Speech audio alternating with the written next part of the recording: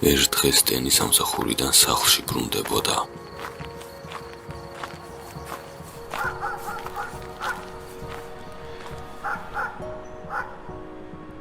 გზად უცნაური მცენარე დაინახა.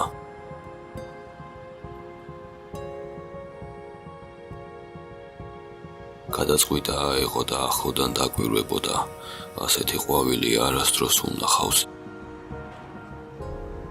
ის სულ ეკლებით იყო დაფარული, ტოტები კი საცეცებივით ჰქონდა მოკაუჭებული.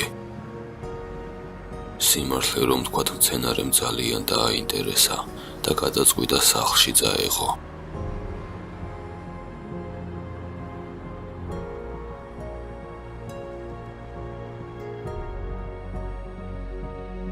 სახლში დაბრუნებისას მას ადგილი ფანჯრის რაფაზე მიუჩინა.